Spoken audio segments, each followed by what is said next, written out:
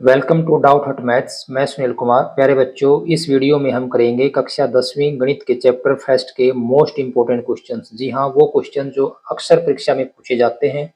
अगर आप पूरे चैप्टर के सभी क्वेश्चंस को नहीं कर सकते तो आप इन क्वेश्चंस को कर लें, इससे आपका पूरा चैप्टर है वो कवर हो जाएगा। तो चलिए बिना किसी देरी के इन मोस्ट इंपोर्टेंट क्वेश्चंस को शुरू करते हैं। निम्नलिखित संख्या को अभाज्य गुणनखंडों के गुणनफल के रूप में लिखिए। 7429। हमें इस संख्या को अभाज्य गुणनखंड के गुणनफल के रूप में लिखना है। तो हम सबसे पहले क्या करेंगे, इसके अभाज्य गुणनखंड करेंगे। अब देखिए ये संख्या देखते हैं सबसे पहले 2 से, क्योंकि 2 अभाज्य संख्या सबसे छोटी, ये 2 से भाग नहीं होगा। 2 के बाद हम 3 से देखेंगे तो ये 3 से भाग भी नहीं होगा। 3 के बाद हम देखेंगे 5 से, 5 से भी नहीं जाएगा। 5 के बाद हम 7 चेक करेंगे इसको 7 से, तो 7 से भाग नहीं होगा। 7 के बाद अभाज्य संख्या अगली होती है 11। 11 से इसको चेक करेंगे, 11 से भी नहीं जाएगा, 13 से भी नहीं जाएगा। इसके बाद अगली संख्या है 17, तो ये 17 से भाग जाएगा। तो हम इसको भाग देंगे 17 से। 17 से भाग देने पर ये जाएगा, ये हमारे पास आ जाएगा। अब 437 है, इसको हम भाग करेंगे। अब ये भाग जाएगा 19 से। 19 दूनी 38 और 19 ये 57। अब 23 भाग जाएगा सिर्फ 23 से, 1 पर। तो इस तरह से हम 7429 को लिख देंगे 17 गुणा 19 और गुणा 23। तो इस तरह से हमने इस संख्या को लिख दिया अभाज्य गुणनखंड के गुणनफल के रूप में। तो यहाँ पर हमारा एक क्वेश्चन कंप्लीट होता है।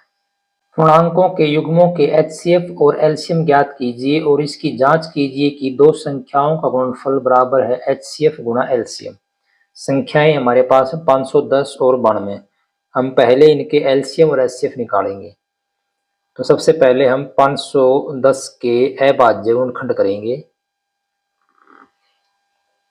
2 से डिवाइड करेंगे सबसे पहले, ये हमारे पास आ जाएगा 255। फिर इसको भाग करेंगे, अब ये जाएगा 3 से। 3 अठे 24, 1 3 पंजे 15। इसके बाद ये भाग जाएगा 5 से 17, और 17 फिर भाग जाएगा 17 से ही। इसी प्रकार हम लिख लेंगे 92 को। 92 के भी हम करेंगे अभाज्य गुणनखंड। सबसे पहले 2 से भाग देंगे, 46 पे जाएगा। फिर 2 से भाग करेंगे 23, फिर 23 भाग जाएगा 23 से ही। तो इस तरह से हम पहले 510 को लिखेंगे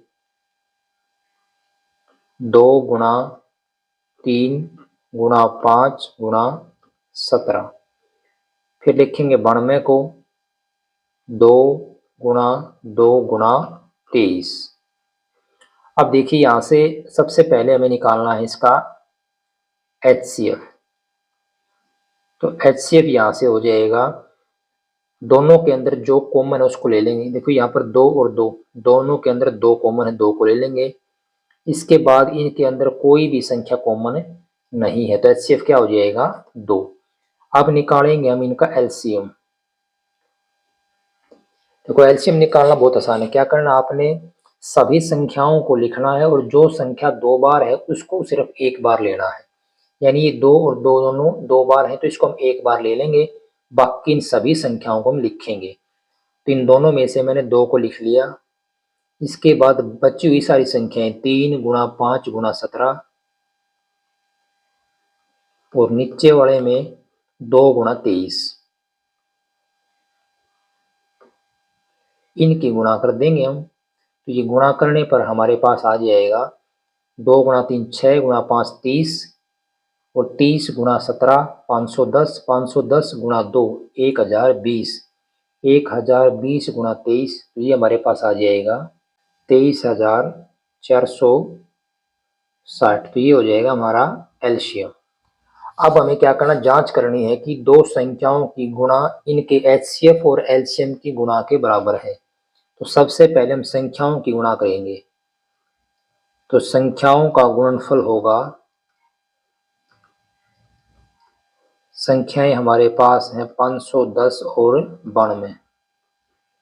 तो 510 गुणा 92 करेंगे तो ये हमारे पास आएगा गुणा करने के बाद 40,920। अब हमें निकालना है एलसीएम गुणा एचसीएफ।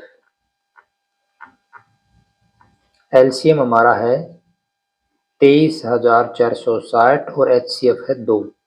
तो ये गुणा करेंगे तो ये हमारे पास आएगा 46,920। यानी यहाँ से दोनों क्या आए हैं, इक्वल। तो हम यहाँ से कह देंगे कि हमारी जो जांच थी वो सफल रही, यानी कि यहाँ पर दो संख्याओं का गुणनफल है वो उनके एचसीएफ और एलसीएम की गुणा के बराबर है। तो इस तरह से हम ये जांच कर सकते हैं। नेक्स्ट है, अभाज्य गुणनखंड विधि द्वारा निम्नलिखित पूर्णांकों के एचसीएफ और एलसीएम ज्ञात कीजिए। पूर्णांक है 12, 15 और 21। तो सबसे पहले हम इनके अभाज्य गुणनखंड करेंगे। 12 के अभाज्य गुणनखंड करेंगे, सबसे पहले हम 2 से भाग करेंगे, इसको 6 पे जाएगा। फिर 6 को भाग करेंगे 2 से, 3 पे जाएगा। फिर 3 को भाग करेंगे 3 से, 1 आएगा। इसके बाद हम लेंगे 15 को। इसी प्रकार 15 के अभाज्य गुणनखंड करेंगे, 2 से भाग नहीं जाएगा तो अगली संख्या 3 है, 3 से करेंगे 5 पे जाएगा। फिर 5 को 5 से 1 पर। इसके बाद हम लेंगे 21 को। 21 को भाग करेंगे, 2 से नहीं जाएगा, 3 से भाग करेंगे 7 पर जाएगा और 7 फिर 7 से ही भाग होगा। तो यहाँ से हम 12 को लिख लेंगे 2 गुणा 2 गुणा 3। इसी प्रकार हम 15 को लिखेंगे 3 गुणा 5 और 21 हो जाएगा 3 गुणा 7। तो देखिए बच्चों, यहाँ से एचसीएफ निकालेंगे पहले, हाईएस्ट कॉमन फैक्टर यानी महत्तम समापक। इन तीनों के अंदर जो कॉमन है वही एचसीएफ होगा। तो देखिए यहाँ पर 2 इसमें नहीं है, 3 है, 3 यहाँ पर भी है, 3 यहाँ पर भी और 3 यहाँ पर भी। तो एचसीएफ कितना हो जाएगा, 3। अब निकालेंगे हम एलसीएम। एलसीएम के लिए आपको क्या करना है, जो संख्या तीनों में उसको छोड़ देंगे, बाकी सभी को लेना है। तो यहाँ से देखो ऊपर से आएगा 2 गुणा 2। अब ये 3 देखो तीनों के अंदर एक बार ले लेंगे हम, नीचे फिर 5 बचेगा और यहाँ से हम लेंगे किसको, 7 को, क्योंकि 3 तो आ चुका है, एक बार लेना है। 5 गुणा 7। तो यहाँ से एलसीएम हो जाएगा हमारा 2 गुणा 2 4 गुणा 3 12 गुणा 5 60 गुणा 7 420। तो हमारा एचसीएफ है वो हो जाएगा 3 और जो एलसीएम है वो हो जाएगा 420। तो इस प्रकार से आप इसको कर सकते हैं। नेक्स्ट क्वेश्चन है, एचसीएफ 306 657 बराबर 9 दिया है, एलसीएम 306 657 ज्ञात कीजिए। इस क्वेश्चन में बच्चों हमें 306 और 657 दो पूर्णांकों के एचसीएफ दिया हुआ है 9। हमें इन दोनों पूर्णांकों का एलसीएम निकालना है। तो यहाँ पर हम देखो सूत्र का प्रयोग करेंगे। पीछे हमने किया था कि दो संख्याओं का गुणनफल बराबर होता है एचसीएफ गुणा एलसीएम, तो उसका हमें यहाँ पर यूज करके आसानी से एलसीएम निकाल सकते हैं। हम जानते हैं